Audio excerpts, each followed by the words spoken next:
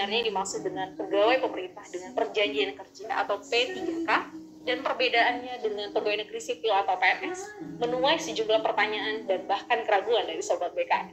Undang-Undang ASN sendiri sudah menegaskan bahwa aparatur sipil negara terdiri dari P3K dan PNS, dan bahkan memiliki kedudukan yang setara dan memperoleh hak-hak kepegawaian yang sama. Apa saja itu? Selengkapnya di BKN Talk edisi Kupas P3K. Baik, saat ini saya sedang bersama dengan Bapak Dwi Haryono. Beliau adalah perancang peraturan perundang-undangan di Direktorat Undang-Undangan BKN, dan khusus kita akan mengupas seputar pegawai pemerintah dengan perjanjian kerja. Dan ini menuai banyak pertanyaan, Pak, di media sosial BKN juga mengenai sebenarnya apa itu pegawai pemerintah dengan perjanjian kerja. Mungkin bisa disampaikan sedikit latar belakang kenapa harus ada pegawai pemerintah dengan perjanjian kerja P3K. Ya, terima kasih Bu Desi. Jadi memang latar belakang munculnya pegawai pemerintah dengan perjanjian kerja itu adalah ada di amanat Undang-Undang Nomor 5 Tahun 2014 tentang aparatur sipil negara. Di mana dalam undang-undang itu disampaikan bahwa ada yang namanya pegawai aparatur sipil negara yang terdiri dari PNS dan P3K. Ya, singkatan dari pegawai pemerintahan dengan perjanjian kerja. Nah, latar belakangnya adalah bahwa kembali kebutuhan. Di satu sisi kebutuhan atas sumber daya manusia khususnya aparatur sipil negara itu cukup besar. Nah, inilah yang ingin dilakukan pemerintah, ingin merekrut baik melalui jalur PNS yang mempunyai keterbatasan tertentu dengan menggunakan jalur P3K, sehingga harapannya kebutuhan instansi pemerintah, terutama tenaga-tenaga yang siap pakai, yang profesional, yang tidak terikat pada usia itu bisa terlayani dan berjembatan. Itu latar belakangnya seperti itu. Nah, ini yang mungkin menjadi pertanyaan banyak orang. Sebenarnya perbedaannya dengan pegawai negeri sipil itu apa? Secara umum memang perbedaannya tidak banyak sebenarnya. Tetapi kalau dari sisi persamaan sendiri kan sama-sama dari saya sampaikan adalah sama-sama pegawai aparatur sipil negara. Yang hanya karena pengertian pegawai aparatur sipil negara, maka yang bisa mengisi hanya warga negara Indonesia. Di luar itu tidak boleh. Tetapi perbedaannya adalah salah satunya adalah terkait dengan posisi yang akan diisi. Bahwa untuk PNS itu dia memang diangkat untuk menduduki suatu jabatan pemerintah.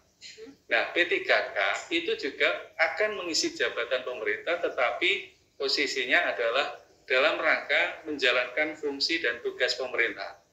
Jadi dia tidak posisinya duduk dalam jabatan dalam pengertian bahwa dia akan mempunyai karir, segala itu tidak. Itulah perbedaannya. Kemudian perbedaan yang lainnya adalah terkait juga dengan hal yang krusial adalah karena ini sifatnya semacam percepatan untuk memenuhi kebutuhan dari pegawai ASN, maka posisi pengangkatannya pun mekanismenya juga beda. Kalau PNS ada yang namanya masa percobaan selama 1 tahun. Yang dimaknai adalah di situ yang bersangkutan akan dilakukan atau dilatih dengan pelatihan dasar untuk bisa siap dalam jabatan itu. Tetapi kalau P3K yang bersangkutan itu justru langsung diangkat dalam jabatan itu tanpa melalui masa percobaan. Karena tadi mereka memang diharapkan betul-betul sudah profesional, sudah betul-betul sudah kompeten dalam jabatan yang diisi oleh yang bersangkutan. Itulah yang perbedaan yang sebenarnya justru kalau saya lihat itu justru menunjukkan keuntungannya kalau kita masuk lewat jalur P3K. Ya, karena apa? Contoh misalnya, ketika seorang calon pegawai negeri sipil sebelum diangkat PNS ada masa sekitar 1 tahun. Dia hanya akan diberikan gaji 80%. Sedangkan P3K, begitu yang bersangkutan diangkat menjadi P3K, maka akan dibayar 100% gaji pokoknya. Itu salah satu justru kalau memang itu perbedaan, tetapi justru itu menunjukkan keuntungannya kalau kita masuk lewat jalur P3K. Nah, mungkin peruntukan jabatan yang dapat diisi oleh P3K ini mungkin bedanya dengan pegawai negeri sipil ini apa? Nah, perbedaannya tadi saya sampaikan, tidak ada 3 klaster jabatan yang bisa diisi oleh P3K. Yang klaster pertama itu adalah jabatan fungsional tertentu atau kemudian juga jabatan pimpinan tinggi. Jadi jabatan pimpinan tinggi khususnya untuk utama dan madya itu bisa diisi P3K tanpa harus mulai dari start nol sebagai calon PNS. Bayangkan kalau seorang PNS ingin duduk di jabatan pimpinan tinggi, dia harus mulai start dari bawah. Tapi P3K tidak. P3K justru bisa melamar langsung ke jabatan pimpinan tinggi. Kemudian klaster ketiga itu yang saat ini belum ada adalah ada ruang, nanti ada jabatan-jabatan yang ditetapkan oleh Kementerian PAN yang dapat diisi P3K untuk mengisi jabatan-jabatan yang bukan jabatan struktural, tetapi menjalankan fungsi manajemen pemerintahan. Nah, ini ada 3 klaster. Dan klaster yang pertama dari yang jabatan fungsional, ini sudah ada Peraturan Presiden nomor 38 tahun 2020. Dari sekitar 240 lebih jabatan fungsional, di Peraturan Presiden nomor 38 tahun 2020 itu ada 147 jabatan fungsional yang bisa diisi oleh P3K. Ya, dan memang ini memang perbedaan dengan PNS, tetapi kembali bahwa ada keuntungan justru kalau kita posisinya bisa, ibarat kita bisa percepatan untuk duduk dalam suatu jabatan. Ya, bayangkan kalau misalnya seorang calon PNS untuk diangkat dalam jabatan fungsional saja, dia harus melalui proses calon PNS. Kemudian baru diangkat dalam jabatan fungsional. Kalau P3K tidak, P3K itu justru begitu mereka melamar misalnya jabatan fungsional guru, begitu diangkat, dia sudah langsung ke posisi guru. Ya, tidak, bahkan sudah bisa diberikan tunjangan fungsionalnya kalau memang dia sudah memenuhi persyaratan. Itu berbeda.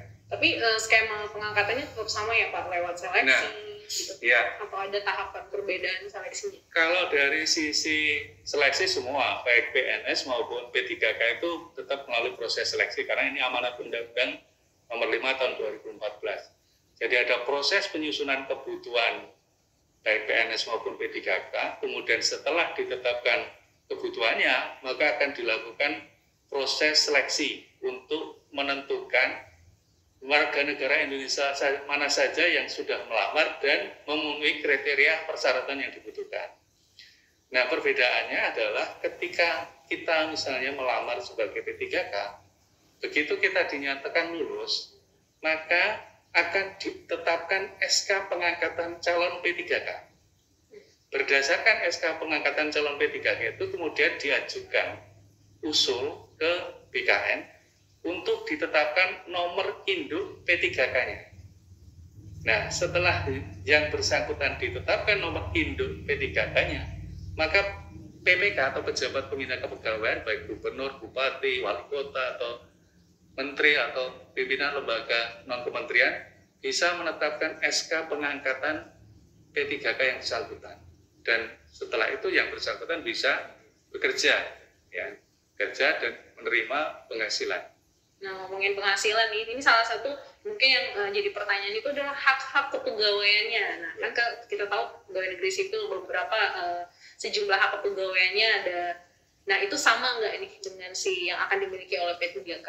Ya, menarik kalau kita bicara penghasilan kan semua orang tentu bekerja orientasinya akan penghasilan ya. Take home-nya dia berapa? Nah, ini yang menarik. P3K itu memang dia di amanat Undang-Undang nomor 5 tahun 2014 maupun di PP 49 tahun 2018 terkait dengan manajemen P3K mempunyai terkait dengan hak-hak selain gaji. Yang bersangkutan juga dapat cuti, kemudian yang bersangkutan juga bisa mengikuti pengembangan kompetensi. Kalau mereka punya kinerja yang baik, yang bersangkutan itu juga akan mendapat penghargaan. Penghargaannya sama dengan penghargaan yang diterimakan PNS. Kemudian yang bersangkutan juga punya jaminan. Jaminan apa? Jaminan hari tua, jaminan kesehatan, jaminan kecelakaan kerja, termasuk juga jaminan kematian, dan bantuan hukum. Perbedaannya bantuan hukum ini adalah dalam pengertian bahwa selama yang bersangkutan melaksanakan tugas jabatannya, kemudian ada masalah hukum, maka yang bersangkutan berhak dibantu oleh pemerintah. Nah, mungkin yang menjadi perbedaan yang selama ini jadi pertanyaan adalah terkait pensiun. Tetapi amanat di undang-undang maupun di PP ke depan tetap akan diatur terkait dengan jaminan hari tua tadi.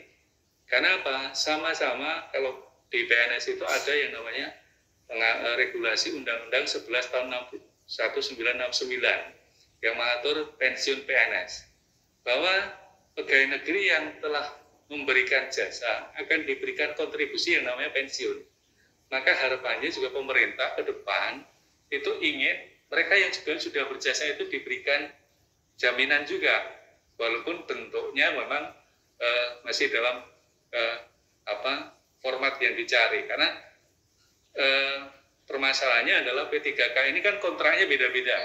Ada yang dikontrak 1 tahun, ada yang 5 tahun, bahkan bisa diperpanjang. Nah, ini yang perlu ada formula khusus yang diatur oleh pemerintah. Tetapi amanat di ketentuannya bahwa diharapkan mereka juga ada jaminan tersendiri untuk ibaratnya menghargai kinerja yang sudah diberikan kepada negara. Oh, jadi penghargaan yang ketika mereka mengakhiri masa jabatan ini masih digarap lagi ya Pak ya. Nah, tadi menyambung soal penggajian. Nah, ini mungkin jadi pertanyaan juga ketika mereka P3K di suatu instansi. Nah, ini penggajiannya di masing-masing daerahnya kah atau terpusat nih dikelola oleh pemerintah pusat? Ya.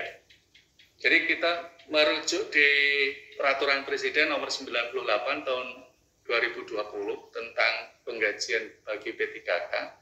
Di sana diatur bahwa untuk P3K yang berada pada instansi pusat, maka pembayaran penghasilannya menjadi beban APBN. Sedangkan untuk P3K yang berada di daerah, yang artinya yang bekerja untuk instansi pemerintah daerah, maka beban penghasilannya dibebankan pada APBD. Itu sudah ada di ketentuan di di Peraturan Presiden Nomor 98 tahun 2020. Termasuk di situ diatur juga besarannya. Jadi ada mekanisme pembayarannya, ada mekanisme bayaran, kemudian berapa besaran yang diterimakan setiap P3K. Dan untuk pengelolaannya sendiri berarti sama halnya dengan pegawai negeri ya Pak? Maksudnya pengelolaannya itu ketika sudah disakti pengangkatan, penempatan, mereka dikelola pertanggungjawaban pengelolaannya itu di masing-masing pegawai pemerintah, pejabat pembina kepegawaiannya masing-masing ya? Iya, betul. Karena begini, karena penghasilan itu bukan hanya sekedar gaji, tetapi juga tunjangan-tunjangan, baik itu tunjangan keluarga, kemudian tunjangan penghasilan yang lain. Contoh misalnya, kalau di instansi pusat ada istilah tunjangan kinerja, maka diharapkan P3K itu juga mendapat hak yang sama, karena dia punya pekerjaan, punya tugas yang tidak jauh berbeda dengan PNS. Kemudian kalau di daerah ada insentif untuk PNS daerah, maka diharapkan di kontrak itu juga yang bersangkutan P3K juga akan diberikan insentif juga. Maka ketika pada saat penandatangan perjanjian kerja antara pejabat pembina kepegawaian dengan P3K itu di situ clear, sudah harus disebutkan berapa dia terima gajinya, berapa dia terima tunjangannya. Itu sudah tegas harus disebut di situ, sehingga sejak awal P3K itu tahu berapa yang akan diterima. Ya, dia tidak usah nyari regulasinya, baca peraturannya, dia sudah tahu karena dia sejak awal dia sudah tahu ini yang akan dia terima dari negara ke atas kinerja dia. Ya. Nah, dan terakhir mungkin ya soal masa kontrak kerja. Nah, ini kan minimal 1 tahun, maksimal 5 tahun, dan mungkin ini yang mengkhawatirkan justru bagi mereka yang mungkin ingin melamar menjadi P3K, seolah-olah dia lebih kayak bagaimana mereka ketika mau perpanjang kontrak kerjanya apakah hanya minimal 1 tahun atau setelah 5 tahun mereka harus melamar kembali jadi P3K? Ya, begini, terkait dengan masa kontrak. Sudah ada di ketentuannya di Undang-Undang 5 maupun di PP 49 itu bahwa P3K dikontrak terikat dengan masa hubungan kerja itu sekurang-kurangnya 1 tahun. Maksimalnya sebenarnya di ketentuan tidak diatur, tetapi kebijakan dari pemerintah mengikuti penyusunan kebutuhan PNS per 5 tahun, maka maksimalnya 5 tahun. Ada ketentuan di Peraturan Menpan nomor 70 tahun 2020. Ya, jadi masa hubungan kerjanya sekurang-kurangnya 1 tahun, paling lama 5 tahun. Nah, bagaimana dengan perpanjangannya? Kembali, perpanjangan itu kembali kepada esensi dari P3K. P3K itu direkrut adalah untuk memenuhi kebutuhan sumber daya manusia di instansi pemerintah. Ya, artinya kalau memang instansi pemerintah masih membutuhkan yang bersangkutan, maka instansi pemerintah bisa memperpanjang. Nah, bagi P3K sendiri tentu saja juga tidak hanya sekedar kebutuhan yang akan diisi, tetapi juga kinerjanya. Ketika kinerjanya baik, tentu pemerintah, pejabat pembina kepegawaiannya ingin mempertahankan, maka dia bisa diperpanjang. Nah, permasalahannya tadi yang ditanyakan adalah, apakah mulai proses seleksi? Sebenarnya tidak. Proses seleksi itu kalau yang bersangkutan kemudian melamar atau ingin pindah ke jabatan lain atau pindah unit kerja. Karena tidak ada istilah mutasi P3K. Mereka sejak awal melamar untuk mengisi jabatan tertentu di unit kerja tertentu. Sehingga ketika mereka pindah jabatan, maka mereka harus melalui proses seleksi lagi. Karena jabatan yang dilamar beda. Nah, itulah ya. Itu terkait dengan mekanisme perpanjangan. Jadi kembali kinerjanya bagaimana? Kemudian kebutuhan dari sisi instansi pemerintah, kebutuhannya seperti apa? Ya, contoh saya gambarkan misalnya pemerintah punya proyek misalnya bangun jalan tol. Diprediksi pembangunan jalan tol itu 4 tahun selesai. Maka direkrut misalnya arsiteknya atau dari teknik sipilnya untuk insinyur untuk ngisi misalnya dia teknisi jembatannya. Mau membuat jembatannya seperti apa? Direkrut. Begitu sudah selesai proyeknya 4 tahun, sebenarnya kan sudah selesai kebutuhan pemerintah sudah selesai, dia sudah tidak butuh tenaga itu lagi. Tetapi kalau misalnya kemudian ternyata ada proyek yang lain, ya, yang masih di bawah instansi itu, sebenarnya pemerintah bisa saja memperpanjang. Tetapi kalau sudah tidak dalam jabatan tadi teknisi jembatan, dia mau ke jabatan lain harus tetap proses seleksi. Seperti itu, ya. Tapi kembali kalau teknisi jembatannya kinerjanya juga tidak beres, baru bangun aja jembatannya sudah ambrol, tentu pemerintah juga pikir-pikir akan memperpanjang, tunggu dulu, ya itulah. Nah, mungkin kalau yang ini, kalau misalnya nih, saya P3K, lalu masa kontrak saya sudah selesai, saya bisa melamar jadi CPNS nggak? Nah, itu yang pertanyaan yang sering. Kalau sudah selesai, sama. Kalau melamar itu boleh, tetapi kembali ketentuannya. Jadi regulasi yang mengatur pengangkatan atau pengadaan calon pegawai negeri sipil itu bahwa usia serendah-rendahnya 18 tahun, setinggi-tingginya 35 tahun. Kecuali untuk 4 jabatan, ada dokter, kemudian peneliti, dokter pendidik klinis, satunya lagi saya lupa kalau nggak salah rekayasa. Itu dia bisa sampai usia 40 tahun. Di luar 4 jabatan itu ada peraturan presiden yang mengatur, ya, itu tidak bisa, maksimal 35 tahun. Tetapi kalau tetap ingin jadi P3K, dia tidak terbatas usia, karena ketentuannya serendah-rendahnya untuk melamar P3K itu usianya 20 tahun. Jadi bisa saja kalau dia sudah misalnya selesai P3K, dia usianya dia dikontrak 5 tahun, ya. Padahal dulu waktu diangkat P3K usia 33 tahun, begitu dia selesai kan dia sudah usianya 38 tahun. Kalau dia melamar CPNS tentu nggak bisa, karena dia usianya sudah di atas 35. Tetapi ruang untuk dia melamar P3K masih bisa. Artinya dia masih bisa melamar sebagai pegawai aparatur sipil negara.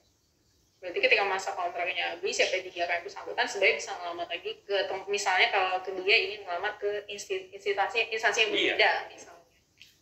Karena kadang orang bekerja itu begitu sudah masuk di satu unit, ternyata bukan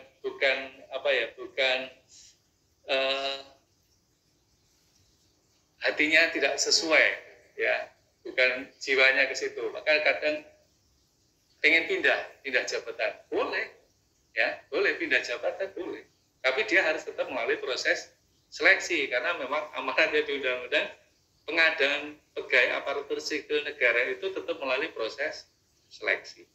Oke. Ya. Mungkin sebagai penutup Pak, kita bisa katakan PNS dan P3K itu sebenarnya sama, setara. Mereka sama-sama aparatur sipil negara, hanya ada perbedaan mungkin di unsur-unsur hak kepegawaiannya, mungkin pengaturan skema kerjanya antara PNS dan P3K mungkin bisa disimpulkan ke kita garis besar pengelolaan perbedaan P3K dan PNS. Ya, tadi memang hampir sama, saya bilang tidak bisa 100% sama. Contoh misalnya hak cuti, ya, hak cuti P3K sama, dia dapat hak cuti tahunan, dapat hak cuti sakit, hak cuti melahirkan, tetapi dia tidak punya hak cuti di luar tanggungan negara. Karena apa? Karena hak cuti tanggungan negara itu bisa diberikan selama 3 tahun. Nah, bisa dibayangkan kalau misalnya P3K dikontrak 1 tahun, tapi dia minta cutinya 3 tahun. Nah, itu makanya tadi saya sampaikan tidak bisa 100% sama. Ada beberapa hal yang agak beda, tetapi bukan kemudian itu mengurangi bahwa yang bersangkutan tidak punya hak. Tetap dia punya hak. Ya, hak cutinya masih ada. Ya, pengembangan karir yang walaupun dia hanya dikontrak 1 tahun, itu tetap pemerintah punya kewajiban mengembangkan karir, pengembangan kompetensi, pengembangan kompetensi. Karena apa? Ketika seorang P3K dia ditingkatkan kompetensinya, sebenarnya yang untung itu siapa? P3K atau pemerintah?